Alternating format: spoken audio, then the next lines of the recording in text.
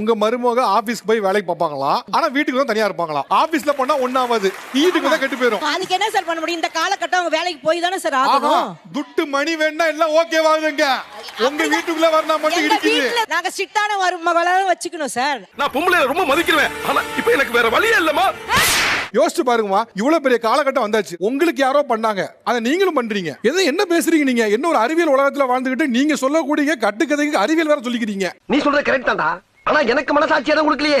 உங்க வீட்டுல இவ்வளவு ஃப்ரீடம் இருக்கு, என் மருமகள் இந்த உச்சபட்சமா இவ்வளவு ஃப்ரீடமா இருக்கலாம் அப்படின்னா என்ன சொல்வீங்க? போட்டுக்கிற ட்ரெஸ்ல இருந்து அவங்க வந்து செயின் போட்டுக்கிறாங்களா, மெட்டி போட்டுக்கிறாங்களா, தாலி போட்டுக்கிறாங்களா, பூ வச்சுக்கிறாங்களா, எல்லாமே அவங்களோட ஃப்ரீடம் தான். அம்மா, என் பெத்த தாயை ஓவர்டேக் பண்ணிட்டீங்கம்மா, ஓவர்டேக் பண்ணிட்டீங்க. மெட்டி சொன்னீங்க, இது சொன்னீங்க, டக்குன்னு தாலியும் அந்த லிஸ்ட்ல சொன்னீங்க. ஆமா, தாலியும் தான். அதுவும் அவங்க விருப்பப்பட்ட ஆமா, போட்டுக்கலாம். அவங்க எதனா ஒரு ஃபங்க்ஷனுக்கு வராங்க, அது போடணும் அப்படின்னா போட்டுப்பாங்க. மத்தபடி ஆபீஸ் வேலைக்கெல்லாம் வந்து அதை போட மாட்டாங்க. நானும் அதை கேட்க மாட்டேன். உங்க மருமகள் தாலியை கழட்டி வச்சாலும் உங்களுக்கு அது பிரச்சனை ஆட்சேபணம் இல்ல? ஆட்சேபணே கிடையாது.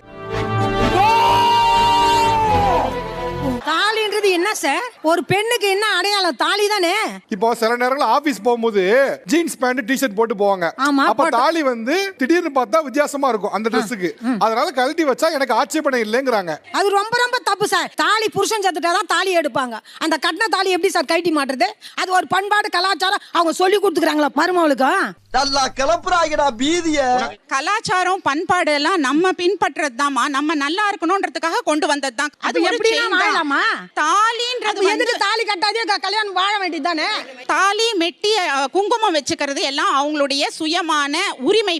அதுல வந்து யாருமே தலையிடவே முடியாது. கரெக்ட், நியாயமான பேச்சுப்பா. இதான் ஜாலியா பேசுறீங்களா?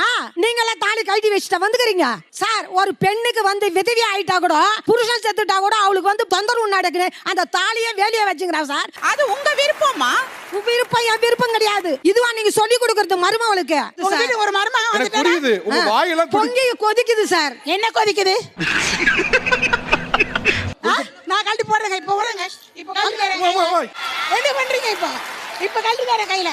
இந்த மாதிரி ஆயிடும் சார். பிடிங்க சார். என்ன இப்ப என்ன ஆய போகுது? என் புருஷனுக்கு ஏதாவது ஆக போதா? என் புருஷனுக்கு ஏதாவது ஆயிடுமா? இப்ப நீ என்ன பண்ண போற? அதனுடைய மகிமை உனக்கு தெரியலையாமா? வேணாமா, போடுமா. தாலியோட மதிப்பு எனக்கு தெரியும். ஆனா நீங்க பேசுறீங்க பாத்தியா, இன்னொரு பெண்ணை அடக்கணும்னு. அவளை அடக்கி வைக்கணும். அதுக்கு இதுதான் மரியாதை. பெண்ணுக்கு வேலைக்கு தாலி. இப்படி எவ்வளவு நாள் ஏமாத்திட்டு தெரியுவீங்க நாட்டை? இந்த கிளி கிளிக்கிறாள் எந்த ஒரு காரியா இருப்பா? அப்ப எப்படிமா பண்பாடு கலாச்சாரத்தை நம்ம எப்படினா வாழலாம்? இங்கிலீஷ் படிச்சாலும் இந்த தமிழ்நாட்டுல எப்படினா வாழலாமா? இங்கிலீஷ் பாட்டுமா